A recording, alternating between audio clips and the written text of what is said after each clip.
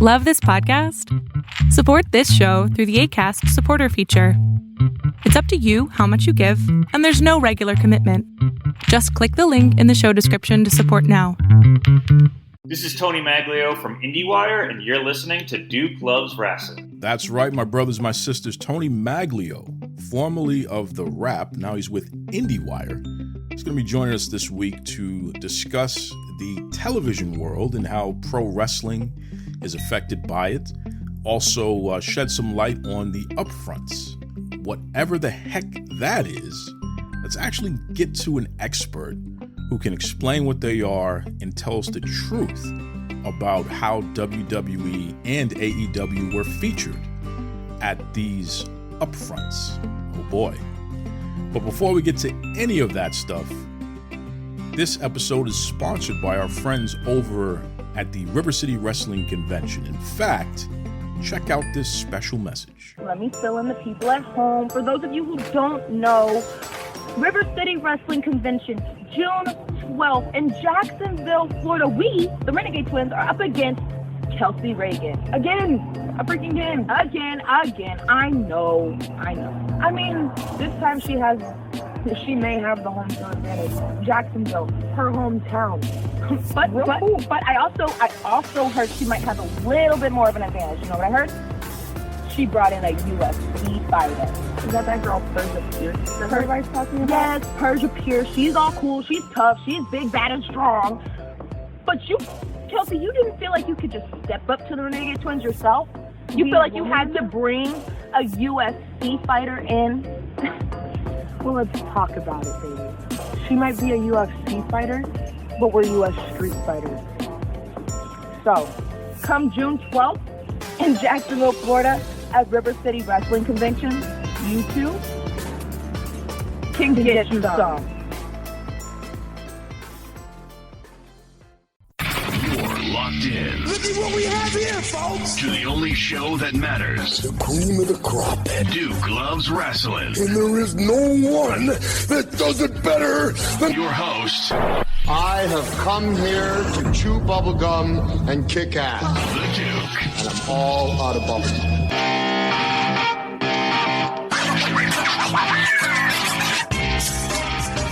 You know, Tony Maglio, we're celebrating the 6th year anniversary of the Duke Loves Wrestling podcast, and you're someone who's been on the show, you know, through the years, and our audience really enjoys when you make time to come here because you're an actual journalist, right? You actually understand, you know, the television industry, the advertising industry, Hollywood, how all these things play into one another. So when you come on here and you provide some insight about pro wrestling through that lens, it's just a great education, and we really appreciate that. So first and foremost, how you been there, Max? Well, listen, I'm great, and the pleasure is mine. Thank you for all of that intro, but what a sad low bar. You're an actual journalist, so people seem to like you. That's I totally appreciate the accolades and the confidence, and I do know where you're coming from, of course, because I'm interested in this wrestling space as well, and I see the difference, you know, between, you know, let's say entertainment journalism and pro wrestling journalism. So I get you, and while I know there are some others out there who do a really nice job, very, very wonderful intro, but sad that intro has to include you try to do real reporting.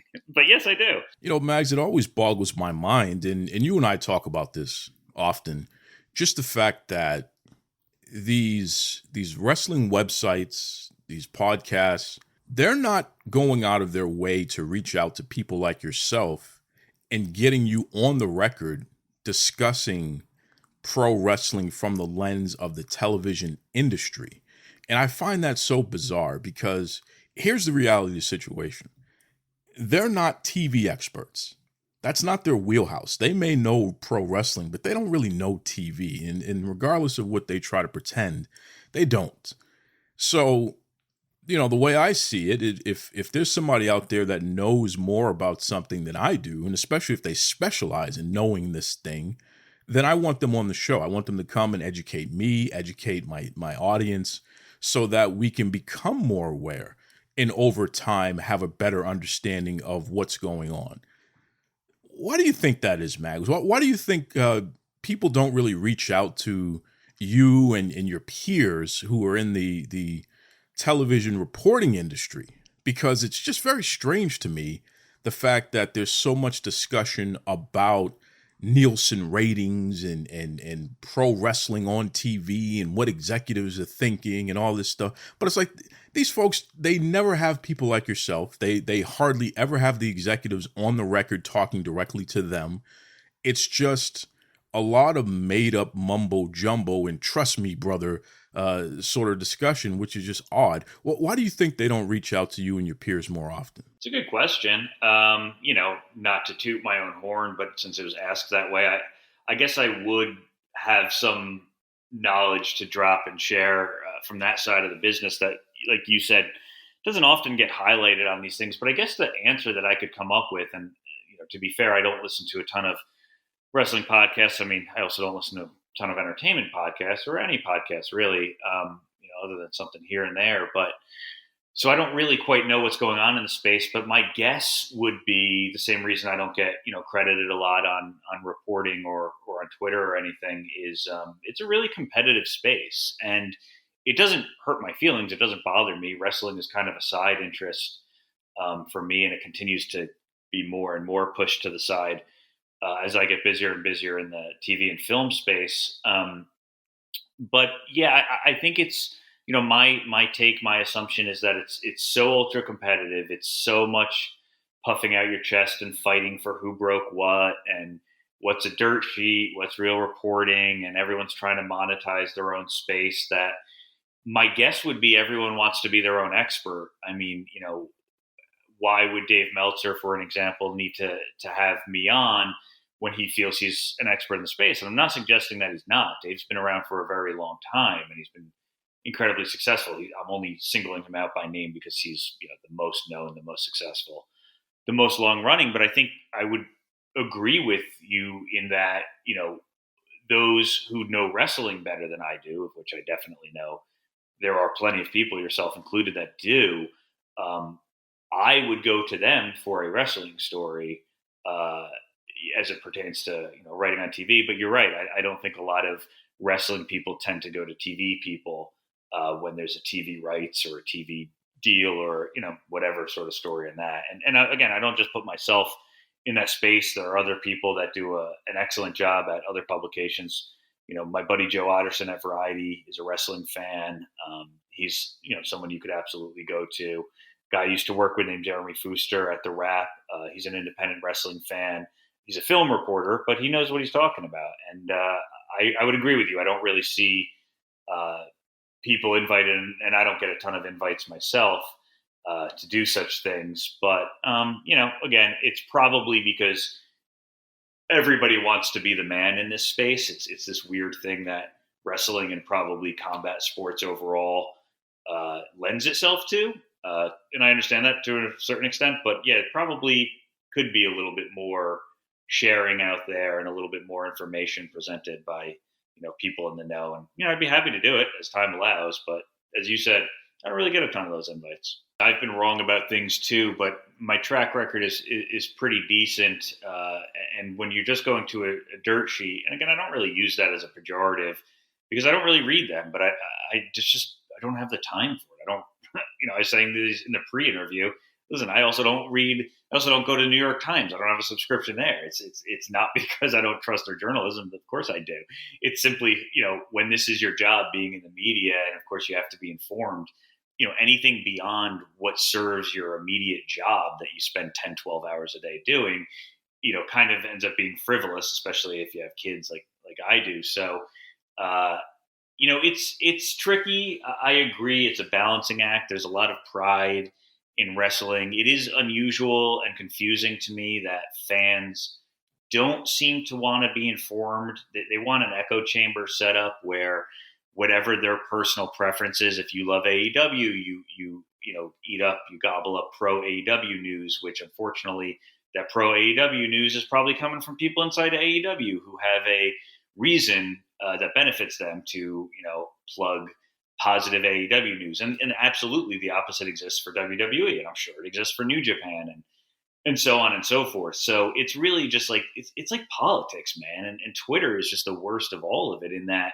if anything doesn't suit your own narrative or what you want your narrative to be, there's enough people. I'm sure there are people out there that do seek information, and they're the silent majority. But the not silent people are very much not silent about their opinions. But unfortunately, what ends up happening, as you suggested or you said outright, is like people mistake opinion for news. And again, this happens in politics too. But we're talking about this thing that we're all a fan of, that we all enjoy, professional wrestling, and instead of seeking out the correct information, the average fan just seeks out the thing that suits them, and they argue with the other side. And I try not to participate in that, though of course I sometimes get drawn into it. But yeah, it's a weird space. It's a weird medium. And honestly, Duke, like I think I said this on Twitter recently, like after getting a bunch of hate over me trying to report some news out of Upfronts, is like, it's why I stopped reporting on wrestling. There was a time where, I would like talk to Ryan Satin about like, hey, maybe I want to make a move from TV reporting specifically to wrestling reporting, just because I was so into wrestling at the time and I so enjoyed looking for news and trying to get scoops and this and that. And then I got a taste of what the feedback from reporting on wrestling was. And I essentially switched to an F this mindset. You try your best to do good reporting. Sometimes it's right. Sometimes it turns out not to be right. And in wrestling, more than anything, things are so fluid and literally getting rewritten up to the last minute that anyone who reports on wrestling can tell you, you're going to have a lot of misses along with your hits. And it just didn't become worth it anymore. So I'm always happy to be like the TV quote unquote expert. But I kind of, I lost a lot of my love for wrestling. I don't even watch on the regular anymore. And probably a lot of it is just so much of the negativity in the social space when you're simply trying to get some news out there, whether for personal reasons, like I know, followers like you enjoy it and get something out of it, or professional reasons, meaning simply I found a way to make wrestling into a TV business story and I could publish it on whatever website I'm working at, which for years was The Wrap and now is IndieWire. Mags, everybody in the wrestling world seems to be fixated on something called the Upfronts. All the different wrestling websites and the podcast, they're talking about the Upfronts. The fans, especially in the IWC, the internet wrestling community, especially on Twitter, they're talking the Upfronts. Yet, it's pretty clear that most people have no idea what the Upfronts actually are. And because it's not really for, the average consumer, we really shouldn't know what the Upfronts are.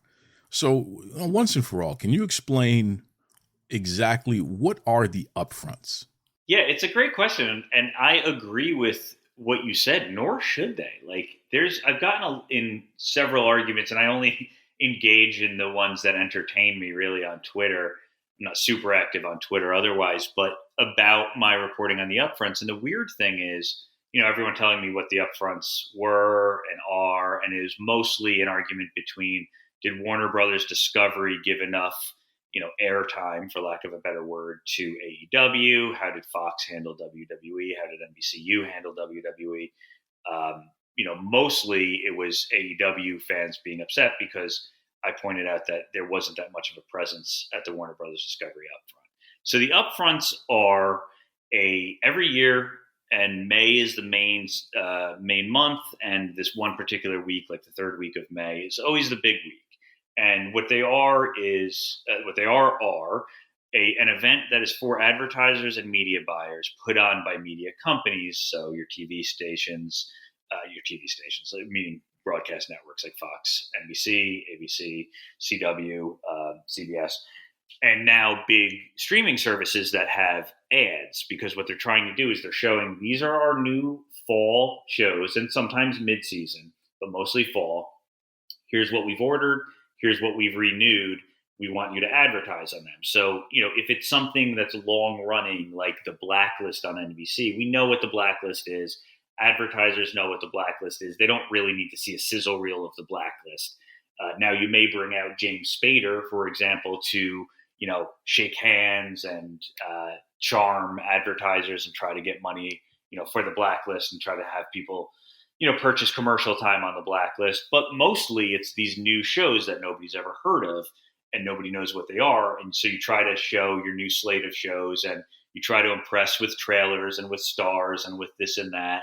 And all you're doing is competing with the other possible places that an advertiser or a media buyer could buy commercial time, could buy ad space. And so you're just competing, you're just setting up your fall and to some extent your mid-season in this constant fight over advertising money, over revenue. And so where wrestling does or does not play a role is, if you have a wrestling show that has advertising time, which, Raw, SmackDown, AEW shows, they do, because they're not on SVOD streaming, which means you don't have ads, you just have subscribers, you are battling over these bucks. So if you have, confidence that a show is going to bring in a lot of advertising money, especially versus your competition, because it all comes from one pie, you would highlight that show at the Upfronts, which again, typically, as we talk about them, we're talking about this 1 week in May.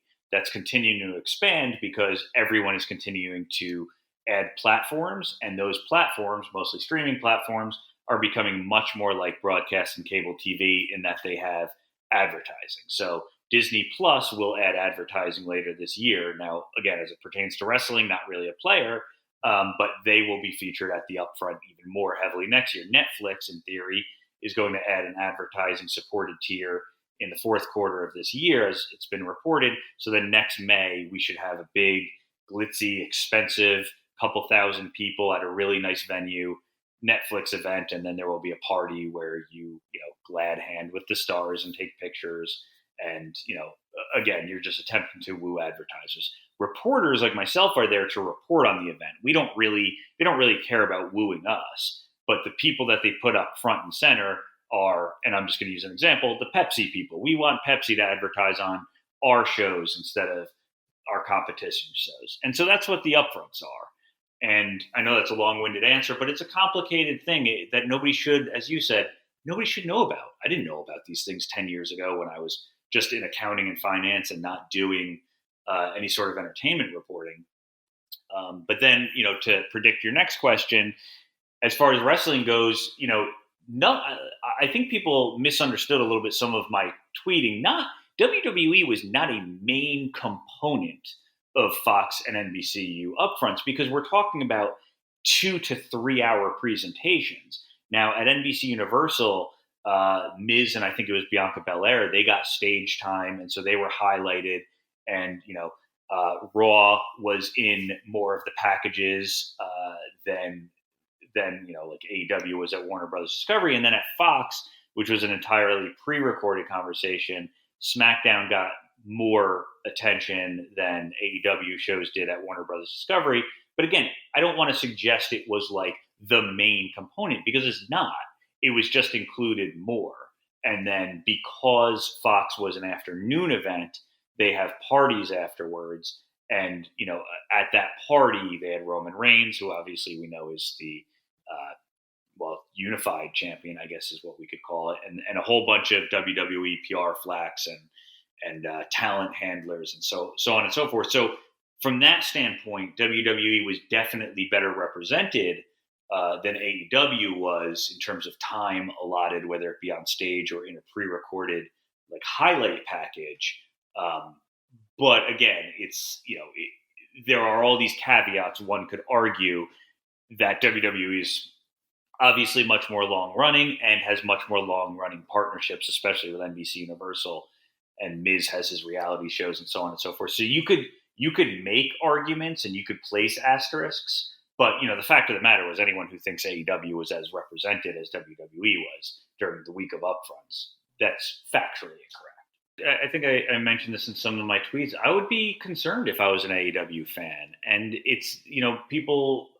Let me put my cards on the table. I'm not an AEW fan, but it's not because I dislike AEW. It's because I don't watch it. And truth be told, I haven't watched WWE in a very long time. I have 2 daughters. One is 5 and one is 2.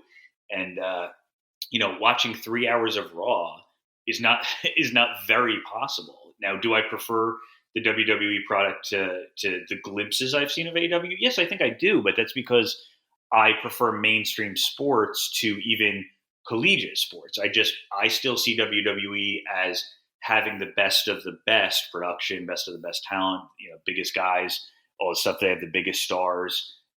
So, I do have a bias towards WWE as a fan. Now, that does not inform my reporting. It really does nothing for me here at 40 years old, with no financial incentive in the success or failure of either company.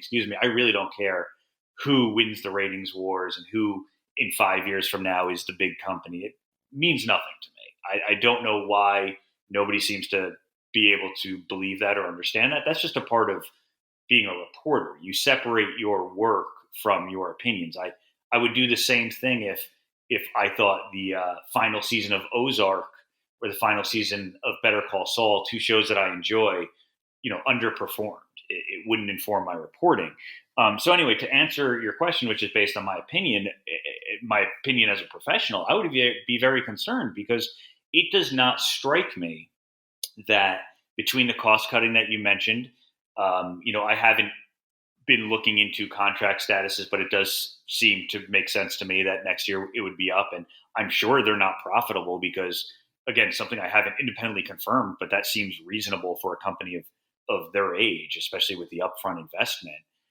And not that the cons necessarily need profitability, but some point down the road you would need that. And I don't believe their first contract, just like a rookie quarterback, it's not super lucrative. You have to prove yourself, and then you get the money. But my concern would be the next contract, the next phase going forward, because as you said, like, the ratings are what the ratings are. They're not going to double. The TV is where it is, and I'm not saying they're bad ratings. They pushed NXT off. They've competed at times with Raw. SmackDown has the advantage of being on broadcast television. So I don't know that AEW could ever theoretically compete from cable versus broadcast. But yeah, I would be concerned. It's not a cheap. Listen, live sports command a lot of money, and that's a plus for AEW. That's a plus for the cons. But in a time where we were spending endless amounts on content, and everyone's starting to realize, especially with the Netflix effect, where they just lost subscribers in the first quarter and their stock went in the tank and is still pretty much there. We are no longer in a world of television where you can just spend like a drunken sailor. Now, we're still spending a lot of money. Disney, I think, cut $1 billion of expenditures from what it planned to do this year, but it's still spending like $32 billion across all its platforms. Netflix is still spending like $17 billion on content this year. Now, that may go down in the future when those budgets are a little more controllable. But yeah, it's a problem because this does not strike me as a company, as a new regime. David Zaslav, not that I've ever asked him directly about wrestling, and I'm sure if I did, he would say the correct things, which is it's a force on Wednesday nights and so on and so forth. I don't think Zaslav is that big of a wrestling guy. He comes from Discovery, which is reality stuff, and it's female skewing. The reality side, you would think, would favor the scripted nature of, or the drama that can be created through wrestling. But then he's, inherited Warner Media, which is where AEW comes from, and that is much more, prestige TV, HBO, Warner Brothers Films. So that seems to be where he's focused. And something that was a really bad sign to me, I remember somebody asked me, what do you think as I started laying off executives? And I said, I think Brett White's will be fine at Turner. And Brett was one of the people, a high-ranking executive that was a true wrestling fan. And so in many ways served as the liaison for AEW with what they call the T-Nets, TBS, TNT, and True TV. Brett's gone now. Brett got laid off. And they're continuing to let people go. So all of these things combined, the cost-conscious approach, the fact of how they're focused on Discovery Plus, HBO Max. It's not like AEW's on HBO Max still, and the fact that the Turner Nets are just nobody seems to know what the future of them are, but it doesn't seem to be trending towards original programming. None of this is a good sign for AEW. And again, I'm not saying it's a death sentence. I'm not declaring them canceled. Maybe they do move to HBO Max under a new deal. That seems like it might make sense. That seems like it might be a good move. But based on the lack of plugging we all witnessed at the Upfront, a 2-hour event in which you basically try to plug every single show that you have, and they essentially got, what I tweeted out amounted to 1 second of a moonsault. And then I was reminded that there was a photo split that showed 7 nights of the week, and AEW was the photo for Wednesday night because it is the highest rated show across the Turner portfolio on Wednesday nights, which is like good, but not a particularly difficult thing to do when you occupy 8 to 10 p.m. On the main T-net. But beyond that, no verbal mention of AEW. I would be a little bit concerned about the future. Now, again, here's the thing, Duke. What optimists and AEW fans could argue correctly and fairly would be this could be a posturing move, a negotiating tactic by Zaslav and the new regime that they don't want to overpay for AEW. And they certainly don't want to overpay. I'm certain that's correct. So maybe leaving them out of the package with the uncertainty of future contracts, you could make that argument. But, the fact that they had a sports presentation that featured Wayne Gretzky, Shaquille O'Neal, and Pedro Martinez, and they were on stage for, 10, 15 minutes.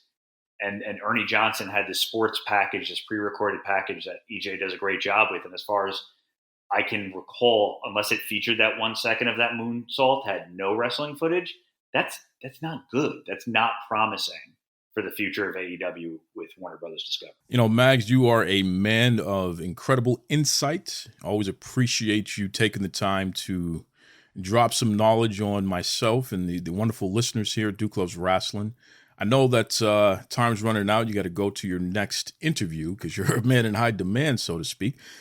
Please, before you go, though, let everybody know what's the best way they can keep up with you and your publication. Yeah, I'm on Twitter at Tony Maglio, TonyMaglio. You can yell at me there. And my website, I am the executive editor of business coverage for IndieWire, which covers both TV and film. So check me out there. I'm a little bit more respected in that world, I think, than possibly on wrestling Twitter.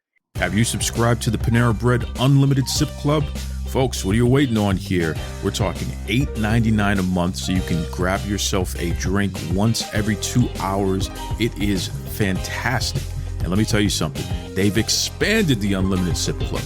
So not only can you get your hot or iced coffee or your hot or iced tea, now you can get the fountain drink. So if you want to grab yourself a soda, or check this out. Okay, we are talking about the charged lemonades. Strawberry lemon mint, Fuji apple cranberry, or the mango yuzu citrus. Okay, these are clean energy drinks, folks. Okay, we're talking about guarana and green coffee extract. Gives you a nice little boost. It certainly keeps me charged up to deliver the best episodes of Duke Loves Rasslin for you. So what are you waiting on? Visit your local Panera Bread or go to PaneraBread.com. Sign up for the Unlimited Sip Club. Enjoy. If you are a content creator and you want a great program that provides studio quality sound, especially when you're doing interviews, then I encourage you to check out Zencastr. That's right, Zencastr. It is my absolute favorite program to record with. I encourage everyone to check it out, okay? Visit Zencastr.com for more information. Enjoy. Yes, Danhausen here, very nice, very full, very famous, etc., catchphrase, you know the thing. Yes, well, he is coming to River City Wrestling Con in Jacksonville at the Jacksonville Fairgrounds of some sort. And it appears Billy Ass and the Ass Boys will be there too, so that's about it. Danhausen's good friends. Danhausen shall be doing a very evil Q&A of some sort. He'll be signing photos, taking photos with the Fanhausens, doing all of those sorts of things. It'll be quite wonderful.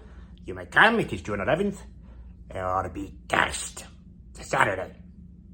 Folks, as always, be kind to yourselves and be kind to others. Take it away, Tony Schiavone. This is Tony Schiavone, and we're desperately out of time on Duke Loves Wrestling.